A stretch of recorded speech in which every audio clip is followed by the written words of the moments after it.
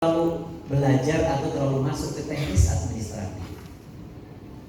Politik strategis itu apa? Kalau di bidang pembentukan perda, berarti DPRD itu menjalankan politik hukum. Politik hukum itu apa? Yang menentukan perda apa yang perlu, apa yang prioritas, apa yang disusun, apa saja isinya. Mengenai nanti masuk ke pasal berapa, legal draftingnya seperti apa, ya bukan DPRD, itu di OPD, di bagian hukum gitu ya, di Setman gitu, misalnya seperti itu. Politik strategis dalam melaksanakan anggaran itu apa? Berarti menjalankan politik anggaran, political budgeting namanya. Bukan masuk ke teknis administratif, tidak masuk ke kegiatan. Apalagi sekarang banyak orang keliru memahami tentang pokir. Pokir itu bukan angka, bukan proyek. Pokir itu namanya pokok-pokok pikiran, ya namanya pokok-pokok, mau apa sih membuat. Itulah makna dari politik strategis itu. Sama dalam menjalankan fungsi pengawasan, DPR itu politik strategis, itu pengawasan yang sifatnya politik strategis, bukan teknis administratif. Di pemerintahan itu ada 3 pengawas. Ada pengawas internal, namanya apa? Inspektorat dan BPKP, internal pemerintah. Ada pengawas eksternal, namanya pengawas eksternal pemerintah, namanya BPK. Kemudian ada pengawas DPRD. Nah, ini bidang tugasnya beda-beda. Kalau inspektorat baik pusat maupun di daerah itu lebih banyak membina, ya membina. Makanya ada review, gitu kan. Kalau pengawas internal itu juga membina. BPKP itu membina, membantu mengaudit, melakukan bimbingan. Gitu. Nah, kalau BPK adalah mengawasi, mengaudit yang sudah. Makanya BPK itu nggak pernah mau kalau ditanya, Pak, kami mau melaksanakan ini bagaimana? Enggak. Yang diaudit BPK adalah yang sudah dilaksanakan. Nah, gitu. Kalau belum dilaksanakan bukan wilayah kami, jangan nanya ke kami. Itu bisa ke BPKP, bisa ke Kementerian Dalam Negeri atau ke Kementerian Keuangan. Nah, ini pemahaman kita tentang pemerintahan. Maka bagaimana kalau kita mulai masuk ke keuangan seperti tugas ke saya tadi? Nah, kalau terkait dengan hubungan DPRD, masuk ke keuangannya tadi yaitu fungsi anggaran, yaitu di dalam penetapan perda. Nah, kemudian dari situlah saya akan masuk ke kewenangan daerah di dalam pengelolaan keuangan. Nah, tadi ya ada pengelolaan keuangan di daerah. Nah, Bapak Ibu perlu kami sampaikan di pasal 6 Undang-Undang 17 tahun 2003 itu daerah, khususnya kepala daerah, mempunyai kewenangan yang cukup besar di dalam pengelolaan keuangan. Yang kebijakan pengendalian inflasi ya, di halaman 2 di situ disebutkan bahwa Presiden selaku kepala pemerintahan memegang kekuasaan pengelola keuangan negara, memberikan atau menyerahkan kepada gubernur, bupati, wali kota selaku kepala pemerintah daerah untuk mengelola keuangan dan mewakili pemerintah daerah dalam pemilikan kekayaan yang dipisahkan. Jadi kepala daerah, gubernur, bupati, wali kota mempunyai kewenangan yang cukup besar dalam pengelolaan keuangan. Kalau untuk di kementerian disebut di pasal 6 itu dikuasakan kepada menteri atau pimpinan lembaga selaku pengguna anggaran atau pengguna barang. Kalau ke menteri seperti itu. Tapi ke kepala daerah di situ disebutkan diserahkan kepada gubernur, bupati dan wali kota.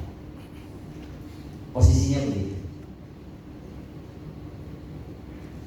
Maka di dalam pengelolaan keuangan daerah sering disebutkan diatur dengan perda. Berarti perlu diatur kepala daerah dengan DPRD.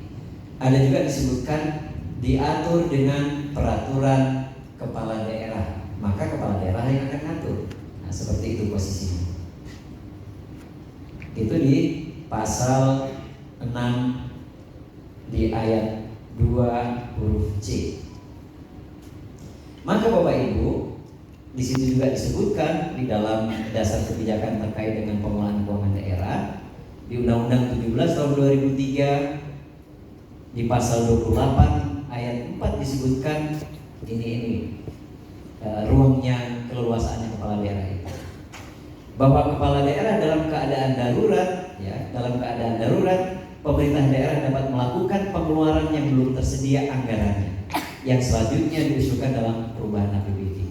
Jadi daerah itu boleh mengeluarkan anggaran atau boleh melakukan pengeluaran walaupun anggarannya itu masih belum tersedia. Inilah pengelolaan keuangan daerah yang begitu luas diserahkan kepada daerah. Itu di Undang-Undang 17 di pasal 28. Jadi dalam keadaan darurat, pemerintah daerah dapat melakukan pengeluaran yang belum tersedia anggarannya. Nah, kemudian termasuk di dalam penjelasannya disebutkan pengeluaran tersebut dalam ayat ini termasuk untuk keperluan mendesak yang kriterianya ditetapkan dalam peraturan daerah tentang APBD.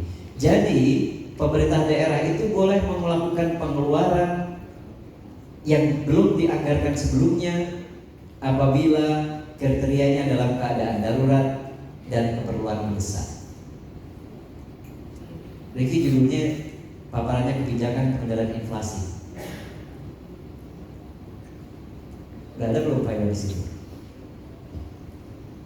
Biar terbantu kalau sambil mendengar dan sambil melihat itu bisa bagus. Kalau hanya mendengar saja tanpa visual, darurat dan mendesak. Jadi dalam keadaan darurat dan mendesak, daerah itu boleh melakukan pengeluaran yang tidak ada anggaran yang sebelumnya.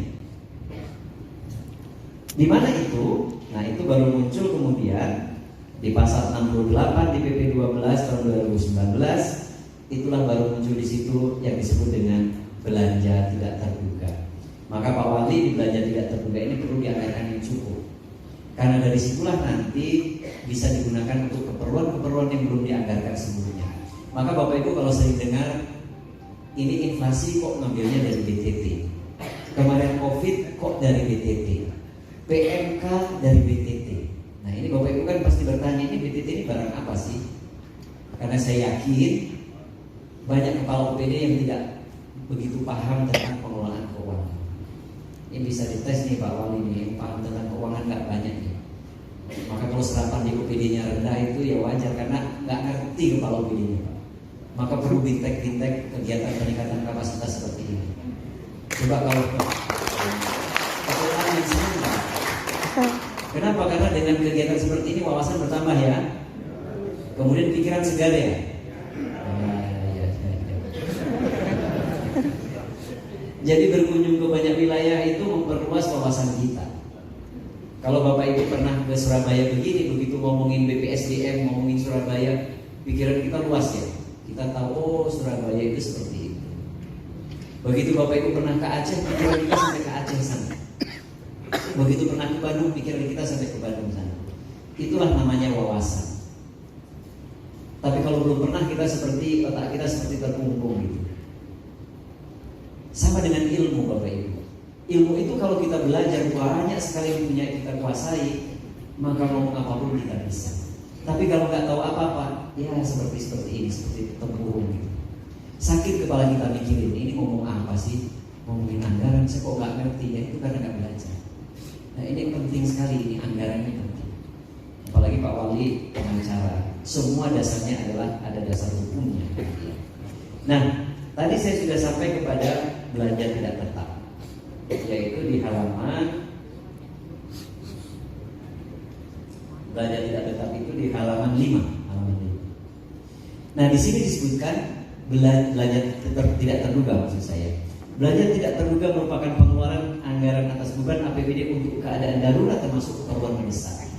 Jadi keadaan darurat dan keperluan mendesak diambilkan dari BTT. Pertanyaannya, bagaimana kalau BTT-nya nggak ada? Di penjelasannya di situ di ayat 2 dilanjutkan, apabila belanja tidak terduga itu tidak mencukupi, maka bisa diambilkan dari dana hasil penjadwalan ulang. Nah, dari lelang-lelang itu bisa diambilkan dari situ. Bagaimana kalau itu tidak ada juga? Bisa diambilkan dari uang kas yang ada. Nah, hari ini penanganan inflasi nggak ada uang, bisa diambilkan dari BTT. BTT nggak ada, bisa diambilkan dari sisa lelang. Sisa lelang nggak ada, dari uang kas yang tersedia. Pokoknya ada uang bisa digeser ke BTT. Nah, itu. Kemudian nanti bisa digunakan untuk darurat dan mendesak. Tapi kalau sudah ada APBD perubahan, harusnya sudah dianggarkan karena tadi sudah dirubah di APBD perubahan. Maka di sini disebutkan belanja tidak terduga merupakan pengeluaran anggaran atas perubahan APBD untuk keadaan darurat termasuk keperluan mendesak, itu termasuk di dalamnya ada kelebihan pembayaran atas penerimaan daerah dari tahun-tahun sebelumnya. Nah, seperti itu rumusnya, seperti itu. Nah, sekarang pertanyaannya, apa itu darurat dan mendesak? Nah, ini penting, ini ilmu tentang darurat dan mendesak ini penting. Darurat itu di pasal 69 PP 12 tahun 2019, keadaan darurat meliputi A. Bencana alam, bencana non alam, bencana sosial atau kejadian luar biasa. Itu bisa menggunakan BTT darurat. Yang kedua, pelaksanaan operasi pencarian orang dan pertolongan orang, tenggelam, tertimbun, itu bisa pakai itu juga. Kemudian kerusakan sarana dan prasarana dapat mengganggu pelayanan publik, juga bisa menggunakan BTT dalam keadaan darurat. Jadi ada dua, keadaan darurat, kemudian keperluan mendesak. Keperluan mendesaknya apa? Kebutuhan daerah dalam rangka pelayanan dasar masyarakat yang belum ada anggarannya. Pelayanan dasar masyarakat banyak sekali, kalau belum ada anggarannya bisa dianggarkan dari BTT. Kemudian belanja yang bersifat mengikat dan bersifat wajib. Pegawai yang belum dibayar, honor belum dibayar, TPP belum dibayar, bisa dari situ. Pengeluaran daerah yang berada di luar kendali pemerintah dan tidak dapat diprediksi sebelumnya. Inflasi hari ini, kemarin COVID, kemudian ada kejadian-kejadian luar biasa yang tidak diprediksi sebelumnya, serta amanat peraturan undang-undang. Tiba-tiba ada undang-undang, ada PP, ada permen atau apapun yang mengharuskan ada anggaran di daerah, bisa kita menggunakan BTT tadi. Kemudian pengeluaran daerah lainnya yang apabila ditunda dapat menimbulkan kerugian yang lebih besar. Jadi kalau ada sesuatu yang kalau tidak segera dikerjakan dapat menimbulkan kerugian yang lebih besar, itu bisa dianggarkan dari BTT. Namun yang perlu diingat Bapak Ibu, terutama di TAPD, kondisi atau kriteria keadaan darurat dan keperluan mendesak ini harus dicantumkan dalam perda tentang APBD setiap tahun. Jadi harus dimasukkan di situ sebagai dasar. Nah, ini kesempatan tahun depan itu akan dibahas dan menyusun APBD, nanti dimasukkan di dalam perda tentang APBD. Sekarang bagaimana penggunaannya? Penggunaan BTT itu. Kalau tadi kan BTT itu dari ambil BTT, kalau nggak ada BTT diambilkan dari penjadwalan ulang, nggak ada penjadwalan ulang diambil dari uang kas yang ada. Bagaimana penggunaannya? Penggunaannya bisa langsung pembebanan langsung, bisa langsung dicairkan. Manakala keadaannya darurat, bencana alam nggak perlu bergeser-geseran, langsung dicairkan. Kemudian bagaimana kalau dalam keadaan mendesak? Untuk keperluan mendesak, disitulah dilakukan pergeseran anggaran. Pergeseran anggaran ada dua cara, yaitu dengan perda perubahan atau perubahan peraturan kepala daerah tentang penjabaran APBD, disesuaikan di situ. Nah, inilah kondisi yang dimungkinkan Bapak Ibu, bagaimana agar keperluan darurat mendesak itu bisa terpenuhi walaupun belum ada anggarannya. Maka daerah harus menganggarkan BTT dan juga bansos. Jadi BTT itu Pak Wali seperti kantong Doraemon, bisa ngambil dari situ. Jadi nggak usah Bapak Ibu risau. Jadi nggak usah juga nanya ke kami bersurat. Kalau surat-suratan kayak pacaran aja, nanti banyak nanya, padahal regulasinya jelas, ya. Nah, ini tentang pengelolaan keuangan daerah, kewenangan daerah dalam mengelola daerah, termasuk dalam kondisi yang mendesak. Nah, Bapak Ibu yang kami hormati, maka kenapa tadi saya sampaikan bahwa peningkatan SDM seperti ini penting dilakukan, karena SDM merupakan sumber utama penggerak organisasi dibandingkan dengan yang lain. Maka di dalam teori organisasi itu yang penting manajemen. Dari inti manajemen itu leadership. Di dalamnya itu ada SDM. Maka kita banyak mengenal banyak negara yang tidak punya sumber daya alam, tetapi cukup maju karena SDM-nya bagus. Jadi nggak ada sumber daya alam pun bisa maju. Tapi kita juga lihat negara juga yang SDM-nya banyak tetapi yang sumber daya alamnya banyak tetapi SDM-nya nggak bagus, dia tertinggal dibandingkan yang tidak punya apa-apa. Disitulah betapa pentingnya SDM. Daerah hari ini banyak mengeluhkan tidak punya uang, anggarannya tidak cukup Semua daerah hari ini tidak cukup, selalu menghubungi kami, Pak, gimana anggaran kami biar nambah, Pak, gimana di AU kami biar nambah, Kak, Pak, gimana di AK kami biar nambah, di ID kami biar dapat, semua seperti itu. Oke, kita berusaha menambah anggaran, tetapi di sisi lain kita harus mengoptimalkan SDM yang ada. Maka SDM Provinsi Jawa Timur ini penting sekali, dan ini pahalanya banyak sekali dalam rangka meningkatkan SDM. Kenapa? Itu membuka wawasan. Sebagai contoh begini ya, betapa pentingnya SDM. Kalau kegiatan fisik memang perlu uang, membangun jalan, membangun jembatan itu harus dengan uang. Walaupun bisa juga dengan gotong royong. Tapi kalau kegiatan non fisik, misalnya pembentukan perda, itu kan tidak harus dengan uang. Kalau di Parepare ada yang ingat kalau bentuk satu perda sekitar berapa anggarannya? 200 kan Pak Wali. Padahal Pak Wali itu tanpa dibayar pun kita tinggal ketik aja jadi. Iya kan Pak? Kita apalagi di daerah lain sudah ada perdanya, tinggal kita ambil, tiru semua perda, kita kumpulin jadi satu, yang bagus-bagus diambil, maka perda Parepare perda terbaik di dunia. Tidak pakai uang. Nah ini nih Pak Wali perlu dirubah nih. Mental bahwa bekerja itu harus ada uang dulu baru kerja. Kalau nggak ada uang nggak kerja. Ya ini yang bikin rusak. Nah maka perubahan mindset itu penting. Perubahan mindset itu penting. Ada 3 masalah utama terkait dengan SDM, yaitu yang saya sebut dengan 3K, yaitu kompetensi, komitmen, dan kekompakan. Ini nih yang sering jadi problem. Kompetensi di birokrasi kita sering jadi masalah. Jarang yang hebat, jarang. Apalagi semakin jauh dari ibu kota provinsi, semakin ke bawah level pemerintahannya. Rumusnya kan gitu. Semakin ke bawah, SDM itu semakin tidak bagus. Semakin jauh dari kota besar, itu juga semakin tidak bagus. Nah kira-kira Parepare ini dekat ibu kota provinsi kan? Jauh ya pastilah nggak begitu banyak diminati lah itu kira-kira. Begitu juga levelnya. Nah, maka dari itu kita tahu kekurangan kita, mari kita tingkatkan masalah kompetensi ini. Bapak Ibu coba di OPD dibayangkan berapa orang sih yang bisa kita andalkan di kantor kita, di kepala dinas itu paling 3 orang lah, 3 orang 4 orang paling banyak. 4L ya, lu lagi kan. Dia lagi yang diajak, disuruh dia lagi, nggak ada yang lain. Inilah problem kita. Berapa persen sih yang bisa betul-betul kita manfaatkan? Inilah pentingnya pendekatan SDM itu di sini, kompetensi. Tapi di luar kompetensi, yang penting juga adalah perubahan mindset, cara berpikir. Karena cara berpikir akan menentukan sikap, cara berpikir akan menentukan perilaku, cara berpikir akan menentukan pola tindak, cara berpikir akan menentukan mengambil kebijakan. Kalau ada yang berpikir susah Pak, nggak bisa Pak, sulit Pak, banyak masalah, ya nggak jalan. Tapi kalau bisa Pak, iya Pak, siap, jalan Pak, cari solusi, bisa. Ini. Maka di dalam SDM ada 4 hal yang perlu diperhatikan. Yang pertama adalah perubahan mindset. Mindsetnya dibenerin dulu nih, dilurusin. Nah, Pak Wali, perubahan mindset ini juga sangat ditentukan jenis organisasi kita.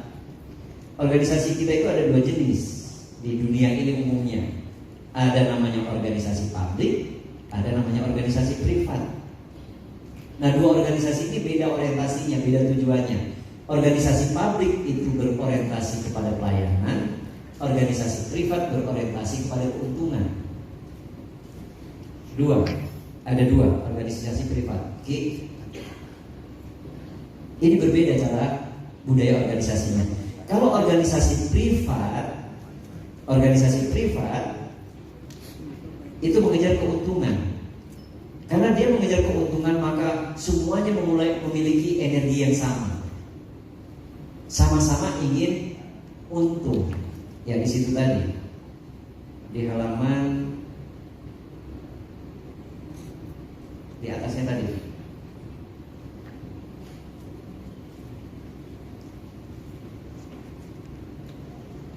Nah ini dia.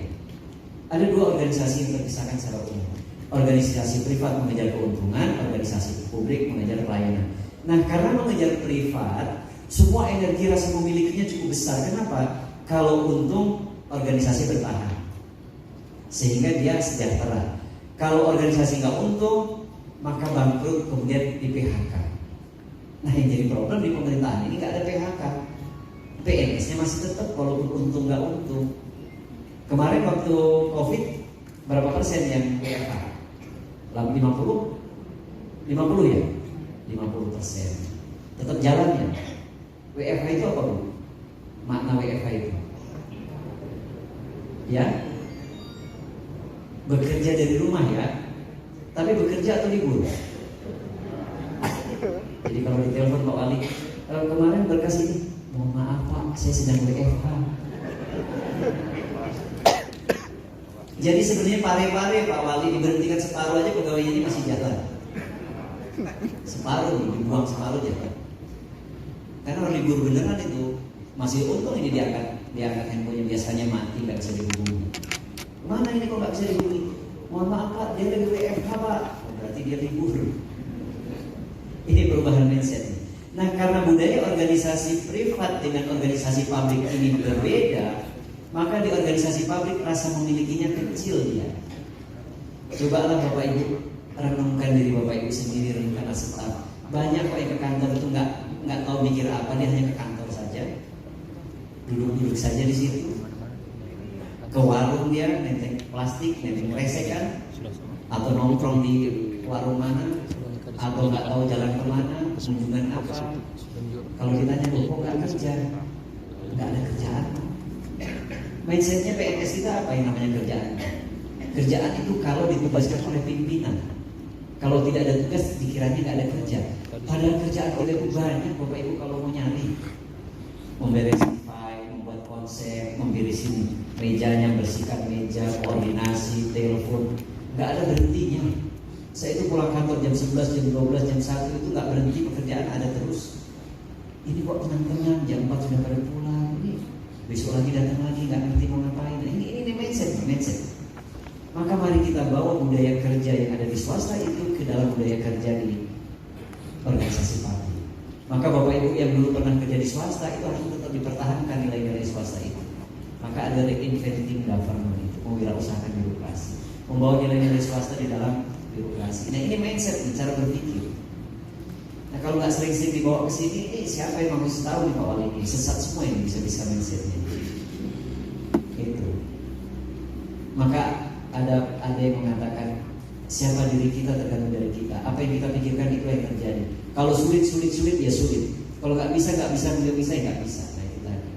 Kalau malas, nah, apalagi banyak yang cari selamat saja ini. Cari selamat, nggak mau tugas-tugas yang berat. Ini, jadi kembali ke 3 masalah utama. Kompetensi yang penting mindset dulu berubah. Baru tadi isinya kita perlu ditambahkan. Kemampuannya, mindset, kemampuan. Kalau mindsetnya sudah bagus, punya kemampuan, dipenuhi bagus. Kemudian yang ketiga adalah komitmen. Komitmen ini juga penting. Orang pintar nggak ada gunanya kalau dia tidak punya komitmen. Orang pintar nggak pernah di kantor. Orang pintar tapi dia nggak pernah menyelesaikan pekerjaannya. Dia nggak tahu ngurusin apa. Komitmen penting. Perubahan mindset, kemudian ya kapasitas, kemampuan tadi, kemudian yang berikutnya adalah komitmen. Yang ketiga adalah inovasi. Perlu terus melakukan inovasi. Jangankan inovasi yang rutinannya nggak dikerjakan. Inovasi inilah yang akan menyelesaikan berbagai persoalan. Banyak masalah yang tidak bisa selesai dengan cara biasa, dengan cara rutin, tapi harus diselesaikan dengan inovasi. Maka saya bilang inovasi adalah solusi dari semua masalah. Apapun masalahnya, minumannya inovasi. Apapun makanannya, minumannya inovasi. Apapun masalahnya, minumannya inovasi. Apapun masalahnya, solusinya inovasi. Inovasi ini penting. Kalau tidak ada inovasi, tidak ada lompatan. Kota Parepare akan melompat cepat, melompat tinggi, melompat jauh kalau semua pegawainya inovasi. Maka sebenarnya Pak Wali perlu ada perda tentang inovasi daerah. yang mewajibkan seluruh eselon yang ada di Parepare, eselon 3, eselon 2, eselon 4 membuat satu inovasi satu setiap tahun. Bisa dibayangkan. Waduh, ini luar biasa. Kalau belum ada perda, nanti bisa dibuat peraturan wali kota tentang inovasi daerah. Ini sudah mulai bisik-bisik, wah susah tuh. Ini mindset lagi di bawah. Gak apa-apa Pak Wali, gak inovasi diberhentikan aja PNS-nya, jabatannya. Inovasi itu tidak rumit Bapak Ibu, tidak harus elektronik, tidak harus IT. Banyak yang bisa kita kreatif membuat inovasi. Ada namanya samsat gendong, itu misalnya pelayanan menjemput bola, gendong istilahnya. Di gendong itu kan istilah. Jadi samsat mengunjungi, itu tuh inovasi. Pelayanan KTP, datang ke sana nggak usah datang, matanya banyak sekali klien-klien kita. Tapi nggak tahu apa inovasi, ya inilah belum dapat hidayah namanya inovasi. Inovasi pada mengumpul di Pak Wali, kelihatan dari sini di belakang itu. Makanan apa lagi nih inovasi?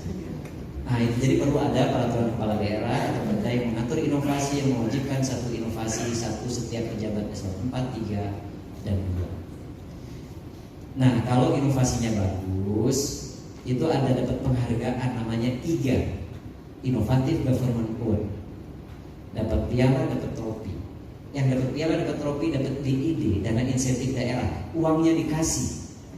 Bayangkan satu kegiatan manfaatnya banyak. Dapat penghargaan, dapat trofi, dapat piagam, dapat DID, kinerja meningkat. Kemudian yang penting apa? Tujuannya adalah membudayakan inovasi. Budaya itu dimulai dari dipaksa.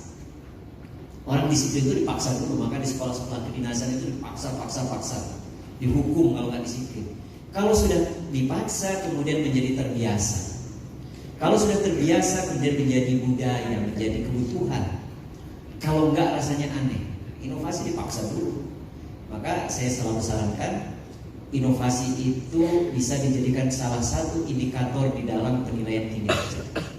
Ada 3 paling nggak penilaian kinerja itu. Pertama adalah output yang diminta. Di Pak Wali bisa minta output kepala UPD ini, bukan output yang biasa ditandatangani. Apa itu namanya? Tanda tangan kinerja itu apa Bu? Ya SKP ya. Itu mah rutin-rutin aja, itu malam aja sampai. Tapi Pak Wali bisa minta, kepala dinas pendidikan harus menurunkan juta huruf sekian. Ini dinas ini sekian, dinas ini sekian, dinas ini sekian, dinas ini sekian. Tanda tangan. Apabila tidak tercapai, saya siap untuk mengundurkan diri. Nah, itu enak mencatnya Pak Wali. Kalau nggak kayak gitu ya bertangan. Kalau nggak begitu nggak terpacu Pak Wali. Maka perlu diciptakan iklim kompetisi, iklim kompetitif. Wah, kalau boleh nggak berani tanda tangan sudah mundur aja dari sebelum tanda tangan.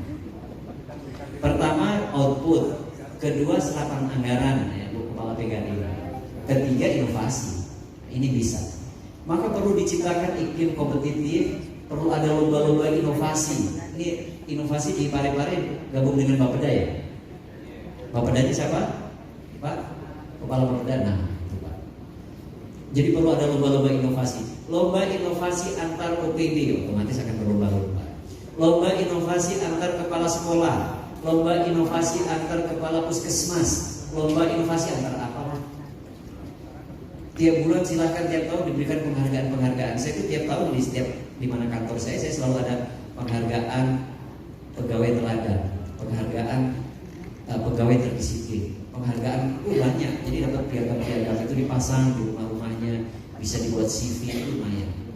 Ini iklim kompetitif yang kita perlu ciptakan dan iklim objektif ya. Kalau seperti itu orang akan tahu ini memang layak dipromosikan, ini mempelong nggak bisa apa-apa. Biar ketahuan. Sekarang kan banyak yang menggunakan naik jabatan dengan pendekatan politis ya Pak Wali. Di king sana, di king sini, orang sana, orang sini. Enggak deh. Kalau nggak bagus nggak usah kayak gitu. Kompetensi ini penting.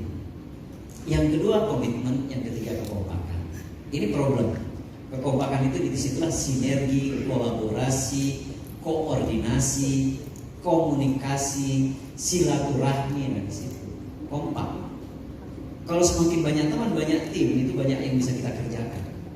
Kalau ada orang satu ini bagus, hebat, dia banyak prestasi, banyak pekerjaan yang dihasilkan, orang kedua ini juga gitu, dua orang ini bergabung, ada lagi pekerjaan lagi yang bisa dikerjakan lagi lebih bagus lagi.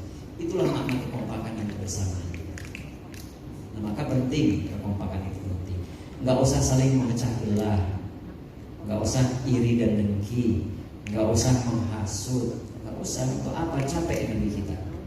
Saya pernah dinasihati sama pimpinan saya, kalau kita mau sukses itu jangan matikan lampu orang lain, tapi perbesar lampu kita. Kalau kita matikan lampu orang lain, menjatuhkan orang, menjelek-jelekan orang, capek energi kita, padahal nggak berguna. Dan belum tentu mati lampu ini. Kalau toh mati, lampu kita kecil tapi kelihatan besar karena lampu yang lain mati. Tapi kalau kita konsentrasi ke prestasi, ke kinerja, peningkatan kapasitas, itu memperbesar lampu kita. Saat lampu yang lain menghantam kita nggak bisa karena lampu mereka masih kecil-kecil, kita sudah besar. Nah itu ya, maka perlu diciptakan iklim yang kondusif. Ini masalah utama. Ini tadi dari pemerintahan, sedikit masuk ke pengelolaan keuangan, sekarang adalah SDM yang perlu kita bangun. Kita lihat baru jam 2. Tadi Pak Aris bilang acara kita sampai jam 10 malam, masih banyak waktu. Jadi saya kalau begini nih suruh jam berapa aja betah. Karena memang hobi Pak Wali seperti itu. Dan saya dapat pahala. Nah Bapak Ibu, maka di dalam SDM birokrasi kita ada beberapa masalah, paling tidak ada 5 yang sering terjadi, yaitu tidak profesional, di tugasnya kita tidak bisa menjalankan dengan baik, di tempat tugasnya saja tidak bisa dikerjakan, apalagi di tempat lain. Motivasi dan kinerja rendah, lemes, gitu kan, nggak semangat. Ya, memang kalau badan usia sudah di atas 50 itu pegel-pegel ya badannya. Pegel bangun tidur ya, pengen tidur lagi ya. Karena inilah kerja sesungguhnya adalah kerja sendiri dengan kerja tim. Nah ini agak hati-hati nanti di musim fungsional. Kalau fungsional itu Bapak Ibu yang biasa di fungsional kan biasanya sibuk aja mengumpulkan angka kredit ya, angka kredit aja. Ini harus dijaga nanti, jangan selalu di situ. Jadi kita harus memikirkan kebersamaan, teamwork tadi agar kinerja organisasi itu bisa meningkat.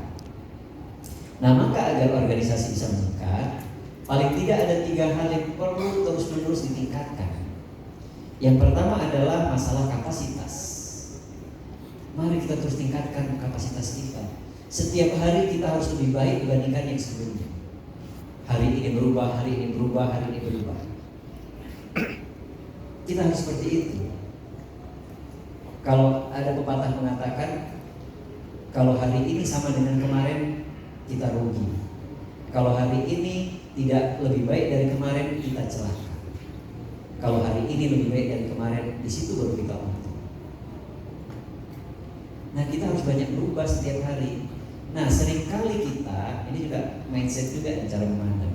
Seringkali kita melihat orang itu pada masa lalunya. Maka kalau saya jadi bupati gitu atau jadi camat di kampung lahir saya sana, ibu-ibu yang senior saya sana mungkin kalau ketemu saya gini, Tom ingat aku enggak? Saya kan dipanggil Tom, ingat aku enggak? Jadi saya sudah jadi camat, sudah jadi bupati. Dalam bayangan ibu-ibu itu saya masih anak-anak yang nggak pakai celana. Ini kadang-kadang itu kita melihat orang itu seperti itu. Senior-senior itu kadang-kadang melihat juniornya itu masih di bawahnya selalu. Padahal kadang-kala junior ini bisa lebih hebat daripada senior. Kalau ada senior dipromosikan, yang kalau junior dipromosikan, seniornya bilang gini, itu junior saya itu anak baru kemarin itu. Wah, dia masa sudah ada jabatan. Harusnya dia malu. Kenapa yang senior tidak dipromosikan lagi? Maka di dalam pengembangan SDM saya selalu sarankan, tidak harus dilihat senior junior, tidak harus yang tua dulu, tapi kompetensi dulu yang diutamakan, baru nanti syarat yang dilihat. Kalau hanya senior aja, senior sudah mogok kayak kapal, kayak mobil mogok, mobil tua nih belum organisasi. Yang muda yang potensial nggak dikasih promosi, frustasi dia. Ya sudahlah, nanti nunggu tua aja lah, saya mau cari kerjaan lain. Maka iklim kompetisi tadi perlu diciptakan, persyaratan itu yang penting memenuhi, tetapi kualitas itu yang perlu diutamakan. Maka penting selalu meningkatkan kapasitas. Kapasitas yang perlu kita tingkatkan adalah hard skill dan soft skill. Kalau hard skill itu kemampuan bidang. Ya kalau di Bapeda ya tahu perencanaan, di keuangan tahu keuangan, di humas tahu kehumasan, itu bidang. Semakin banyak itu semakin bagus. Kalau soft skill itu lebih banyak manajerial dan leadership. Nah, itu yang perlu kita kembangkan. Kemudian kapasitas, selain kapasitas yang perlu kita tingkatkan adalah inovasi dan kreativitas. Tadi sudah kita bahas. Motivasi diri juga perlu kita tingkatkan agar kita selalu semangat. Nah, maka Bapak Ibu, ada kecakapan yang harus dimiliki oleh seorang pegawai agar organisasi kinerjanya bisa bagus, atau agar ASN itu bisa maju, atau agar ASN itu bisa sukses. Apa kecakapan yang bisa dimiliki? Yang pertama adalah loyalitas. Ini ya, sebagian orang menganggap loyalitas itu kan TNI Polri. Tidak. Semua organisasi harus loyal anggotanya. Organisasi apapun itu punya aturan. Semua harus ikut aturan organisasi itu. Organisasi Pencaksilat punya aturan, nggak setuju keluar. Organisasi wali kota harus. Kalau anggota kepala OPD harus loyal sama kepala OPD, harus. Begitu juga di dalam organisasi keluarga, kepala keluarga harus diikuti. Kalau tidak setuju keluar. Nah, itu anak kita nggak setuju sama kita, keluar dari rumah ini. Gitu. Kalau istri nggak setuju, nggak ikut kita juga gitu Pak Wali, keluar dari rumah ini. Iya, karena pemimpin itu akan dimintai pertanggungjawaban. Kalau yang dipimpinnya nggak benar, pemimpinnya ikut berdosa, itu masuk neraka. Daripada masuk neraka nggak setuju, keluar dari organisasi kita. Maka hati-hati ya, ya. Harus selama masih jadi suami istri, maka istri harus taat sama suami. Selama masih jadi anak buah harus taat sama pimpinan. Itu harus, kecuali diajari nggak benar. Loyalitas ini penting agar organisasi bisa jalan. Kemudian yang kedua, totalitas. Melakukan sesuatu itu harus total, penuh. Jangan setengah-setengah. Ada dulu waktu saya masih muda, ada yang bilang gini sama saya, aku nggak mau terlalu cinta sama kamu. Gitu. Waktu muda dulu. Kenapa? Nanti kalau kita putus aku kecewa. Saya bilang saya nggak pernah setengah-setengah dalam hidup. Kalau saya cinta akan cinta sepenuhnya. Kalau kamu masih setengah-setengah, saya akan cari yang total yang mencintai saya. Jangan setengah-setengah. Terus dia bilang, kalau setengah-setengah berarti setengahnya lagi bisa dikasih orang loh. Ya enggak, bukan berarti begitu, kata dia. Ya setengahnya di mana, disimpan dulu, ya saya lah disimpan, kasihin aja semuanya. Ini ya, totalitas ini penting. Dalam berkeluarga kita total, dalam kita bekerja total. Nah, mindset tadi ini kadang-kadang berpengaruh di dalam kita dalam melakukan sesuatu. Mungkin kita semua sepakat, bahkan banyak orang yang bilang, Pak, bagi saya keluarga adalah segala-galanya. Setuju? Setuju keluarga adalah segala-galanya? Iya, saya kira sama. Tapi dalam implementasi berbeda-beda. Ada staf saya, Pak, bagi saya itu keluarga segala-galanya. Antar anak, antar istri, jemput mertua, ini tukang ojek apa pegawai pemerintah. Karena bagi dia keluarga segala-galanya kan cara berpikir yang salah. Saya bilang saya juga keluarga segala-galanya. Karena keluarga segala-galanya maka saya bekerja keras, maka saya bekerja sampai malam. Biar apa? Biar saya sukses, biar ekonomi saya bagus, biar keluarga saya bahagia. Nah, kalau mau jadi tukang ojek, ya tukang antar-antar, ya silakan aja. Nanti saya pindah ke tempat yang seperti itu, saya bilang gitu. Nah gitu Pak. Jadi loyalitas, totalitas, netral, itu penting netral. Pak, kalau netral itu enak Bu, melayani tanpa beban, tidak membedakan partai politik, tidak membedakan suku, agama, semuanya netral. Di pemerintahan itu ada namanya ilmu protokol. Saya dengan Pak Aris ini lama sekali di protokol. Protokol itu paradigmanya adalah memberikan penghormatan dan memperlakukan seseorang sesuai dengan posisi dan jabatannya. Itu protokol. Kalau semua diatur, kita perlakukan orang sesuai dengan posisi jabatan, aman. Di Parepare yang tertinggi itu Pak Wali Kota, maka kita perlakukan Pak Wali Kota adalah orang yang nomor 1. Nah, gitu. Pak Wakil Wali Kota itu orang nomor 2, kita perlakukan orang nomor 2. Pak Sekda itu orang nomor 3, kita perlakukan nomor 3. Jangan Pak Sekda diperlakukan lebih hebat daripada Pak Wali Kota. Ya, nggak berani juga, kejar juga sama Pak Wali Kota. Ini netral itu maknanya ya sudah, kita bekerja apa adanya, profesional. Sehingga ada gunjang-ganjing politik nggak ada masalah, kita bekerja benar kok. Ada yang bilang, kamu kan bisa ngomong gitu aja, lo buktinya aman kok kita. Maka kalau kita profesional, kita punya kompetensi, Bapak Ibu nggak usah khawatir kita digeser. Misalnya gitu ya, ada orang keuangan, wah kalau nggak ada dia keuangan kita kolaps, nah, ya dia akan dipertahankan. Di perencanaan beliau, kalau nggak beliau kepala Bapeda, kita nggak ada yang lain, gitu misalnya. Kemudian yang lain yang perlu dimiliki oleh seseorang itu adalah militansi. Militan itu mempunyai rasa tanggung jawab, mempunyai rasa memiliki yang tinggi, bahkan punya jiwa rela berkorban yang tinggi. Nah, orang-orang seperti ini Pak Wali kita perlu cari orang seperti ini. Kepala di OPD di Parepare ada berapa kepala BPD? 33. Pasti semuanya nggak bagus-bagus banget. Ya separuhnya aja bagus, kemudian militan Pak Wali kita buat tim kecil, wah sudah. Yang lain kita tunggu pensiun lah, nggak bisa diandalkan. Ya, gimana lagi ya, sambil berdoa mudah-mudahan dia bertobat gitu dan dapat hidayah. Nah yang begitu Pak Wali dikasih sekretarisnya yang kuat-kuat, sehingga ada apa-apa kita panggil sekretarisnya. Lama-lama kan mikir juga, Pak saya kok nggak pernah dipanggil. Jangan senang-senang kalau nggak pernah dipanggil, berarti kita tidak dibutuhkan. Kalau tidak dibutuhkan berarti ada atau tiada sama saja. Itu tanda-tanda dunia akan kiamat bagi dirinya. Maka kalau sering dipanggil, sering dikasih, sering ditugaskan, itulah kebahagiaan karena kita diperlukan. Jangan malu. Ini banyak. Ini apa-apa saya. Ini apa-apa saya. Ini mindsetnya salah lagi. Justru disitulah kita sedang dipercaya, gitu ya. Maka kecakapan yang harus dimiliki itu militansi profesional. Kita sudah tahu profesional. Kecakapan yang lain bisa menempatkan diri di nanti. Sehebat apapun orang yang bisa menempatkan diri pasti nggak sukses.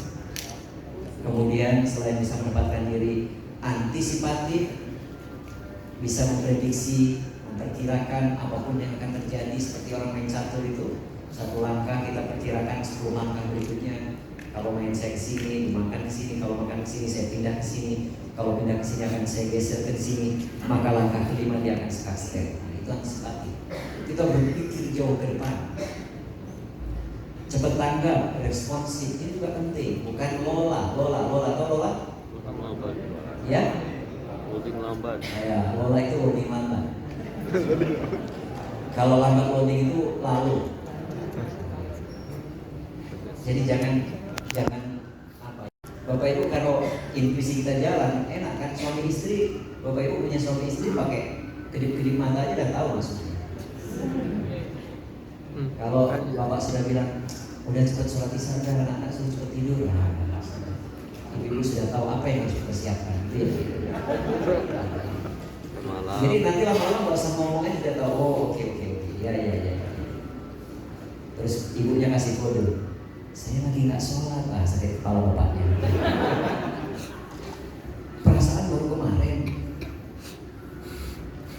Ya istirahat dulu, off dulu. Nah inilah pentingnya kecakapan lain, yaitu adanya intuisi. Ini biasanya kalau di pertemuan lain intuisi ini mau saya jelaskan agak panjang gitu. Karena ini penting, tapi di sini lain kali lah nanti ada pertemuan lain baru nanti saya jelaskan. Mudah-mudahan ada pertemuan lain lagi. Ini saya akan ngomong dulu tapi agak banyak ya, detailnya nanti. Ini cara marketing narasumber itu kayak gini Pak Wali.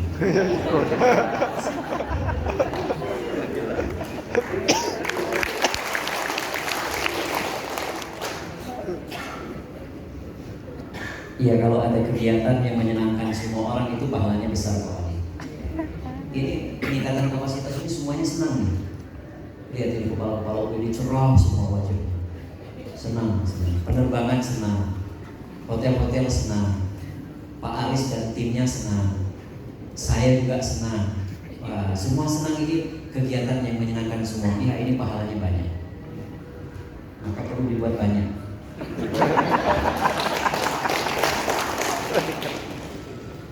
Nah, Bapak Ibu, ada satu hal lain yang ini juga menyangkut perubahan mindset. Siapa diri kita itu tergantung dari kita. Jadi hidup ini adalah pilihan. Kita mau jadi staf yang seperti apa, kita mau jadi pemimpin yang seperti apa, kita mau jadi orang tua yang seperti apa, kita mau jadi anak yang seperti apa, itu tergantung dari kita. Masih banyak orang menganggap bahwa sifat itu tidak bisa dirubah. Ada yang menganggap bahwa sifat itu kutukan. Ada orang pemarah diingetin, jangan jadi pemarah dong. Saya kan memang kayak gini. Jadi dia menganggap dikutuk Tuhan untuk jadi pemarah. Ya enggak lah. Ada orang pemalu, ada orang tukang gosip, diingetin jangan tukang gosip. Aku memang begini diciptakan Tuhan. Jadi tukang gosip atau enggak, pemarah atau enggak, pemalu atau enggak, itu tergantung dari kita. Kemarin Pak Wali saya kedatangan 4 orang tamu belum lama dari satu daerah. Cerita ngomongnya keras, ketawanya keras. Saya juga jadi ikut keras. Saya ngomong begini-gini, saya juga sambil teriak-teriak. Karena saya juga ngikutin ngomongnya keras. Kalau bisa jangan keras-keras lah, capek juga ini. Nggak bisa katanya. Kami kan dari suku kami kan ngomongnya pasti keras. Masya Allah, hanya merubah dari keras menjadi gak keras itu nggak bisa. Ini calon sekda ini, gimana mau jadi sekda ini provinsi kan? Gimana mau jadi sekda? Hanya merubah dari ngomong keras menjadi gak keras aja bisa? Nggak bisa. Gimana mau memimpin? Dia bilang, oh kalau mau memimpin kita bisa. Ya merubahnya nggak bisa. Coba turunin. Oh iya bisa juga ya. Nah gitu. Kalau ngomong itu, ya diukur lah. Kalau hanya 2 orang berhadapan, ya ukurannya untuk 2 orang kan. Kalau orang banyak ya gedein kan. Begitu 2 orang, apa kabar? Gitu. Jadi Bapak Ibu, siapa diri kita tergantung dari kita. Jangan menganggap Tuhan itu memang menciptakan saya begini, buruk misalnya. Nggak ada. Hai manusia lahir ke muka bumi ini untuk menjadi tukang tipu, nggak ada. Hai lahir ke dunia ini menjadi tukang bohong, nggak ada. Hai lahir ke dunia ini menjadi sombong, nggak ada. Itu semua tergantung dari kita. Ini perubahan mindset yang perlu saya ajak Bapak Ibu. Nah kebanyakan Pak Wali, orang-orang dewasa ini susah dia berubah.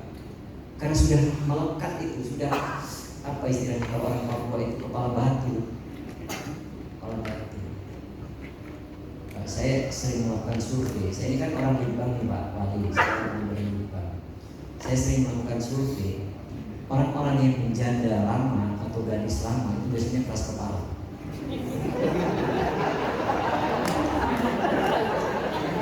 Coba ada nggak di situ kita? Ini survei saya loh ya. Saya itu karena pernah punya pacar usia di atas saya Pak Wali. Di atas saya waktu masih muda, bukan pacaran sekarang ya. Dulu itu di atas saya hampir 15 tahun waktu saya muda. Jauh sekali. Keras kepala minta ampun. Tapi karena kita bisa menunjukkan kita itu pemimpin, dia bisa takut. Nah, maka ini janda lama ataupun gadis lama ini harus ketemu pemimpin yang kuat nih. Kalau nggak ketemu saya carikan. Nah gitu. Kenapa seperti itu? Karena biasa menyelesaikan masalah sendiri. Apa-apa bisa sendiri, nggak butuh orang lain. Itu pun kita harus sabar. Nah apa itu orang terbaik? Orang terbaik menurut konsep yang saya tulis adalah orang yang mempunyai kemampuan, mempunyai kecerdasan, mempunyai skill lebih, mempunyai kelebihan. Terbaik itu berarti lebih. Oh dia keuangan dia paling jago. Oh dia perencanaan dia paling jago. Oh dia pidato paling jago. Dia bahasa asing paling jago. Orang yang seperti inilah yang dicari dan dia akan jadi sukses. Kalau standar nggak bagus-bagus banget, ya rata-rata, ya gimana kita sukses? Makanya rumusnya kalau orang mau sukses dia bekerja lebih keras. Kalau orang mau lulus nilainya bagus, dia belajar lebih keras. Ada pepatah yang mengatakan manjada wajada. Siapa yang sungguh-sungguh dia yang berhasil. Nah itu. Jadi jangan berhasil baik terus. Ya. Maka orang yang punya kemampuan, mempunyai skill, inilah orang yang mau sukses. Itulah yang disebut dengan kecerdasan intelektual. Orang yang punya kecerdasan intelektual dia akan sukses. Tapi ingat, kecerdasan intelektual hanya menyumbangkan sukses 20% maksimal, ada yang bilang 15, ada yang 10. Jadi orang hebat saja tidak cukup. Contoh, ada orang hebat tapi suka melawan pimpinan, sukses nggak? Ada orang hebat tapi dia suka ngambek. Kalau dimarah handphonenya dimatikan, nggak masuk kantor. Ada nggak? Buang ke laut aja orang kayak gini. Kita nggak butuh-butuh banget kayak gini. Hebat tapi susah dicari, sombongnya minta ampun dia, sukses nggak? Jadi nggak cukup, hebat saja nggak cukup Bapak Ibu. Apalagi tidak hebat, itu tadi akhirnya nunggu bernasib baik. Karena udah agak menyerah putus asa. Jadi berusaha yang terbaik dalam segala sesuatu. Kalau sudah terbaik, kemudian terbaik itu kecerdasan intelektual. Kalau biar lebih lengkap maka jadilah orang baik. Orang baik yang pertama adalah orang yang punya kecerdasan emosional, bisa mengelola emosi, matang, tidak mudah marah, tidak mudah emosi, tidak baper, tidak mudah mogok, tidak telinga tipis, stabil, dewasa dia. Dewasa itu tidak harus selalu tua. Ya, dewasa itu pilihan, tua itu pasti. Ya, gitu kan. Kecerdasan emosional itu orang baik. Yang kedua, orang baik itu adalah kecerdasan sosial. Punya jiwa penolong, punya etika, punya jiwa penolong. Dia baik, komunikasi ke atas, ke bawah, ke samping kanan baik, bisa diterima di semua golongan. Dia pribadi yang menyenangkan. Dia dirindukan kehadirannya. Kalau dia gak ada, kita kehilangan gitu. Bukan sesuatu orang yang dihindari, bukan orang yang cemooh. Bukan kalau dia datang kita bubar. Usaha segitu baik, pergi. Kita hilang masing-masing. Orang yang baik adalah orang yang punya kecerdasan emosional, kecerdasan sosial, punya kecerdasan spiritual, mengamalkan nilai agama dalam kehidupan sehari-hari. Kemudian orang yang punya kecerdasan moral, punya etika, tata krama, sopan santun, bisa menempatkan diri. Kalau bisa 5 ini, sukses insya Allah tinggal menunggu waktu. Gitu kira-kira. Ya saya begini juga karena pengalaman, saya begini juga karena survei. Gitu ya. Ini tulisan ini bukan hanya sekedar ditulis. Ini rumus-rumus kayak gini nih ya baru saya buat. Maksudnya saya buat. Kalau ada yang buat seperti itu berarti itu mengambil dari saya. Tapi ini nggak dipatenkan, jadi boleh diambil. Iya. Nggak apa-apa, ilmu kan semakin dikembangkan dari saya dapat pahala yang banyak. Nggak akan saya tuntut di bawah buku. Nah, artikel namanya keberuntungan. Bacanya itu tadi, penjelasannya saya jelaskan tadi. Ada lagi kunci bahagia Bapak Ibu. Kalau mau bahagia, pegang 3 ini: bersyukur, sabar, dan ikhlas. Itu aja, masing-masing Bapak Ibu sudah hafal. Kalau orang yang tidak bersyukur, ya dia tidak pernah bahagia karena merasa kurang. Punya istri nggak bersyukur, akhirnya kurang, pengen 2 gitu. Tapi ya nggak apa-apa, itu pilihan. Nah, kenapa milih yang begitu? Ini ada rumus lagi nih. Di dunia ini tidak ada yang sempurna. Tidak ada yang sempurna. Kesempurnaan itu hanya milik Allah, milik Tuhan. Maka dalam menghadapi ketidaksempurnaan ada 3 yang bisa kita pilih. Oke, ada videonya Pak Wali Kota Bogor kan? Disiapinnya. Ada 3 sikap yang kita pilih manakala kita menghadapi ketidaksempurnaan. Istri kita sempurna nggak? Bapak-bapak punya istri sempurna nggak? Ideal nggak? Pak, ini nggak lupa loh istrinya siapa? Punya istri aja lupa. Ayahnya. Ini di Surabaya sebentar aja kayak gini kelakuannya. Bu, ada yang punya istri ideal, angkat tangan, yang sempurna, angkat tangan. Ini lupa juga Bu. Ada kemarin ada anggota DPR di kabupaten mana itu dia punya suami ideal. Saya tanya, ibu yakin? Iya pak. Kenapa? Karena namanya memang ideal. Gitu loh. Satu-satunya di dunia kayak gitu. Jadi nggak ada yang sempurna pak hidup ini. Maka kita jangan mempermasalahkan masalah. Ini tips. Jangan kita selalu mempermasalahkan masalah, tapi carilah solusi setiap masalah. Hidup ini kadang-kadang rumit dengan orang yang terus mempermasalahkan masalah.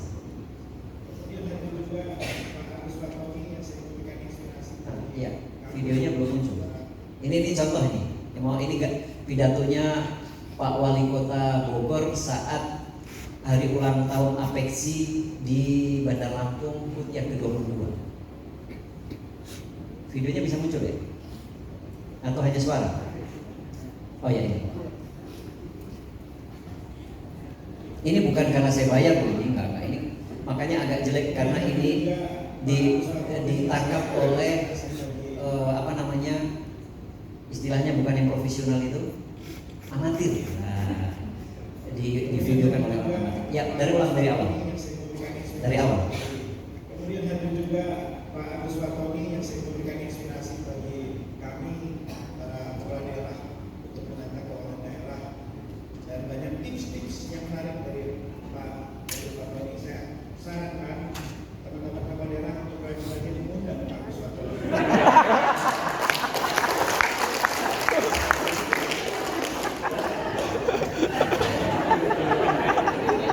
Ya, ada setelah rajin-rajin mengundang tadi ada kalimat selanjutnya, coba lagi.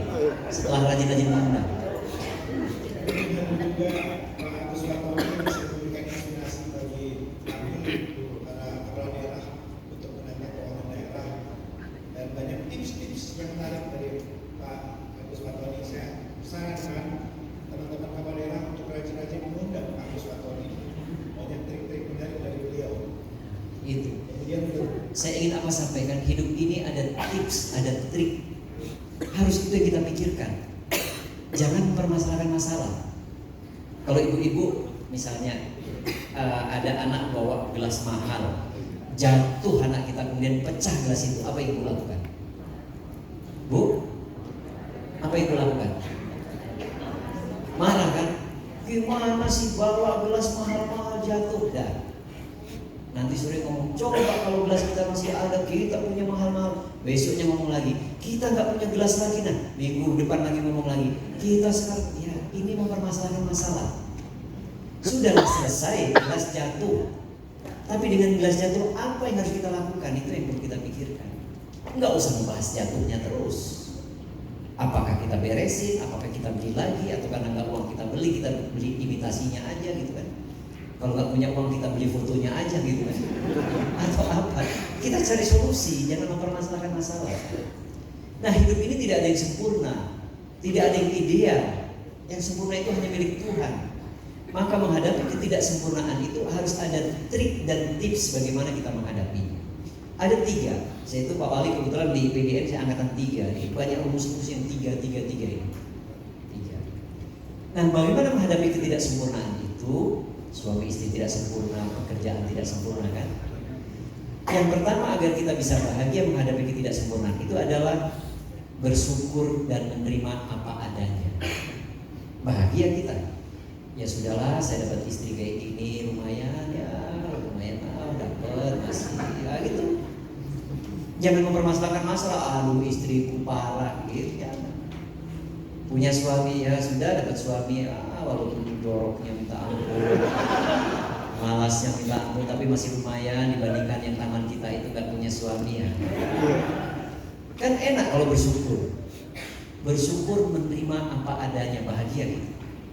PNS, ya Allah, PNS itu paling sengsara, gajinya kecil, tapi kalau kita bersyukur bahagia. Ada wakil bupati kemarin ada ketemu saya Pak Wali, beliau itu mantan birokrat, mantan kepala inspektorat, orangnya lurus bersih. Begitu tanya, Pak Dirjen, mohon maaf saya mau curhat, mau konsultasi. Apa Bu? Gimana Pak, kita itu bekerja jadi wakil bupati, mau kerja benar, gajinya aja kecil Pak, nggak masuk akal Pak. Terus saya bilang, Ibu jadi wakil bupati sudah lama, biasanya kayak gini Bu. Nanti kalau sudah lama daftar lagi sih. Nah itu. Jadi memang tidak ada yang sempurna. Ibu merasa gajinya kecil. PNS itu kan para PNS tidak manusiawi kan, di bawah UMR. Jangankan itu, presiden gajinya lebih kecil dibandingkan BUMN. Bupati wali kota juga lebih kecil. Jadi tidak ada yang sempurna. Sudahlah, kalau usah mempermasalahkan. Diskusi kita tutup ya Bu, kita diskusi yang lain. Jadi bersyukur menerima apa adanya Pak. Ini bahagia. Kalau kita ada tidak sempurna, suami istri tadi, pekerjaan, kita syukuri bahagia. Yang kedua, pilihan yang kedua adalah pertahankan yang lama, nambah yang baru. Setuju Bapak Ibu? Loh, siapa yang nggak setuju angkat tangan? Ini ibu-ibu ini pasti pikirannya ke poligami. Itu di dalam banyak hal, dalam semua hal ini, tiga ini ya. Ibu nggak setuju yang kedua, pilih yang pertama, bersyukur menerima apa adanya. Kalau nggak bisa yang ini, pertahankan yang lama, menambah yang baru. Kerjaan misalnya saya jadi PNS, saya kurang gajinya, saya kan bisa bisnis, buka warung kan boleh kan? Itu maksudnya dulu, menambah yang baru itu begitu. Nah yang ketiga, tips yang ketiga, bersyukur menerima apa adanya, mempertahankan yang lama, menambah yang baru. Yang ketiga, buang yang lama, ganti yang baru. Ya gimana, sudah nggak bisa terima lagi kan, daripada kita simpan-simpan kan? Saya nggak setuju jadi PNS, saya mundur. Oh, udah ganti jadi bupati. Saya bupati nggak cocok, saya mundur jadi pedagang. Jadi itu maksudnya. Jadi tiga hal tadi. Nah maka kunci bahagia tadi bersyukur. Itu salah satu kunci bahagia. Sabar, kemudian ikhlas. Nah, bersyukur, sabar dan ikhlas. Sudah deh, kalau ibu punya ini pasti bahagia. Dua, cara berpikir kita sudah sama, cara melihat sesuatu dengan ikhlas, enak dalam bekerja. Nggak ada gunanya Pak Wali Kota punya visi misi yang bagus, tetapi tidak diikuti oleh yang di bawah anak buahnya, nggak bisa jalan. Maka perlu kita menyamakan frekuensi dengan Pak Wali. Oh Pak Wali pengennya begini. Kita harus tahu. Maka yang aneh Pak Wali dalam penyelenggaraan pemerintahan ini, visi misi kepala daerah berubah, tapi program dari tahun ke tahun nggak pernah berubah. Jadi apa gunanya itu visi misi itu? Dinas itu dari 20 tahun yang lalu, 10 tahun yang lalu tetap itu aja pekerjaannya. Nah, ini kan aneh nih, anomali nih.